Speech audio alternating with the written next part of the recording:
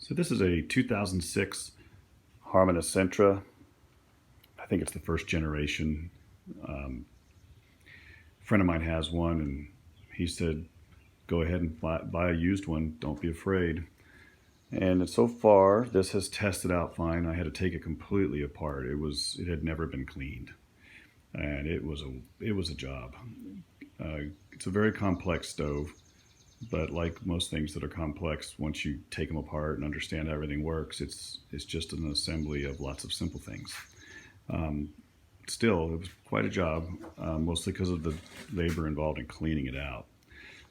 So I've put it all together, had to pressure wash everything, take it apart and pressure wash everything and replace the gaskets. And now it's all back together and it's passed its, the test, the setting for test, where you can see that the blower and everything else is working and it's functioning properly. The only thing I haven't done is try to run some pellets through it and see if it will ignite them. So that's what I'm going to do now. Final test before we install it. Okay, so I've just turned it on, and the auger's moving back there. You can see the auger moving. That's feeding pellets in from the hopper into the burn pot. The combustion blower over there, a little bit noisy, but it works fine. That is pulling air through the stove, and that's what helps make these so efficient when you're burning. It's basically a forced draft. And everything's on except for the distribution blower, which makes sense because it has to reach a certain temperature. The stove reaches a certain temperature before that'll probably kick in, and we'll see if that works. So, and then here you can see the pellets are starting to fill the burn pot. So let's hope it starts. You see the burn pot's filled, and then the auger is no longer feeding. So I'm going to assume that that's a predetermined amount of pellets that goes in to feed it, or for starting, and it's waiting now for the pellets to ignite.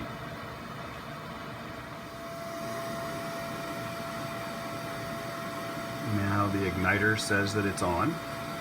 That's the red light there on the bottom. Feed motor is off, so it's just waiting for those pellets to ignite. Combustion blower is still on, which is good. And the distribution blower would not come on yet because it's not hot yet. But nothing's happening here at the front, so I have a suspicion that this igniter may be bad. And I'll just have to buy a new one. It can be ignited manually, but the igniters are very convenient.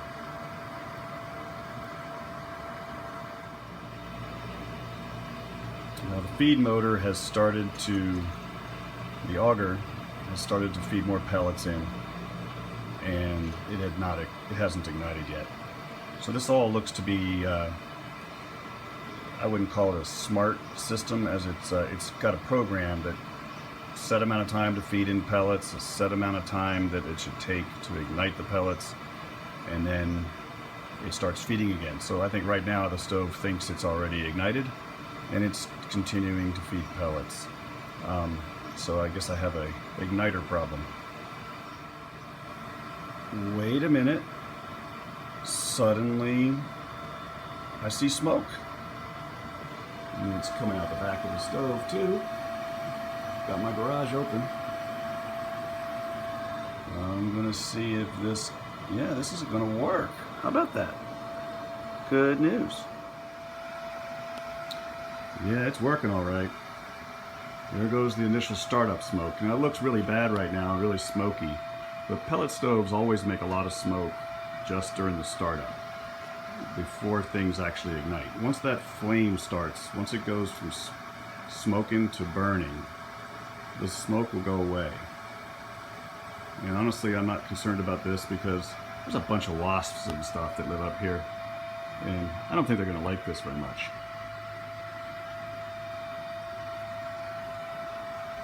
And it will clear up quickly.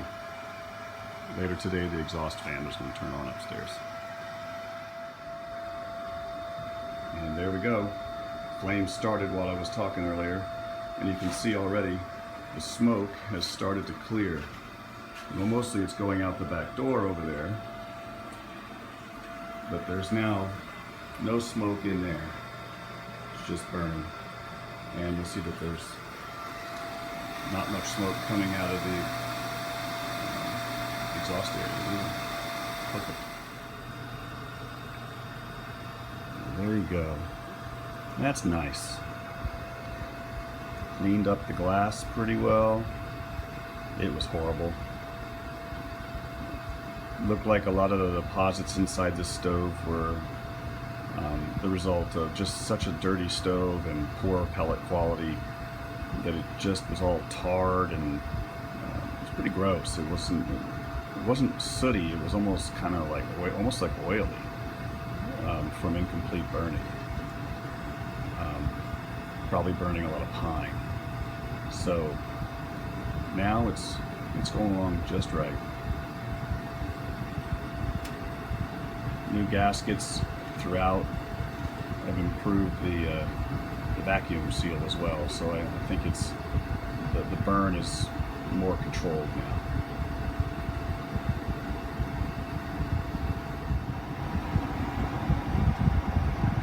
So the last thing I was waiting for was for the blower to come on.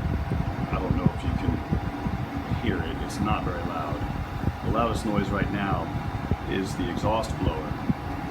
But the exhaust blower will be inside the fireplace behind that frame, and we may not hear much of it at all when it's running. So it'll be inside the house in the chimney. So the blower noise here is actually on a high setting because it's trying to get to a certain temperature, and it looks like it tries to do it as fast as possible when you have it on auto. So it's blowing it probably close to top setting. It's all automatic right now, so I'm not really sure what it runs at here.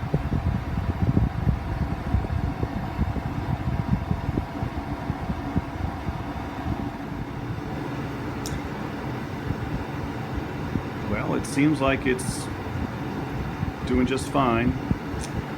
I haven't seen any change in the sound, and it's probably because I have the temperature set to 85, and it's still trying to heat this garage to 85 with the doors open, so that's not going to happen. But it is working great still. I have to say, I've had a Harman before. These Harman pellet stoves they are complicated, but once you get to understand them, they're not. It's just really well engineered. I have a Castle stove upstairs in a sunroom that gets cold in winter, and I like it. It's a modern, slim, it's a freestanding stove that I installed myself, and that was very easy. It's very easy to clean it out, but it's a top loader, and that has some drawbacks in terms of the frequency of cleaning. The burn pot doesn't self-clean. And this one doesn't self-clean either, but it kind of does because as it accumulates ash and cinder, it forces it out over that lip. It's hard to tell here. It's probably just looks like fire, but the pellets are down in there and they're being forced in from the bottom. And as the ash accumulates, the pellets pushing in from the bottom will eventually push the ash over this front lip of the burn pot and down into the ashtray below. And it can do this for a much longer period of time than the type of stove I have upstairs. With the top loaders, every day I have to empty it. I won't really have to empty this every day or clean it every day. It will force itself, it sort of semi-cleans itself just running. Eventually clinker will develop in the bottom and I'll have to scrape it out.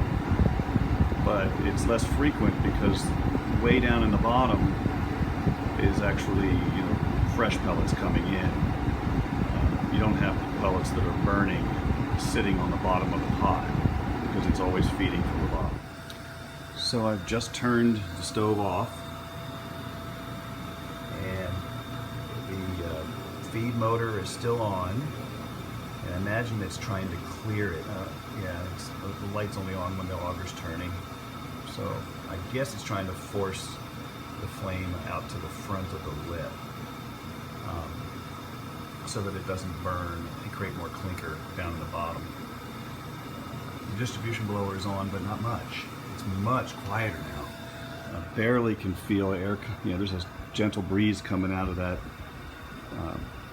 heating vent, and the flame isn't burning as intensely now, but it's continuing to burn, and it's probably going to burn in a certain amount of time to allow that to consume those pellets. It's pretty remarkable how this thing works. Very quiet now. I can tell that once this thing is installed and we're running it at a low setting, it will be barely noticeable. It's very cool. Very cool. Thanks for watching.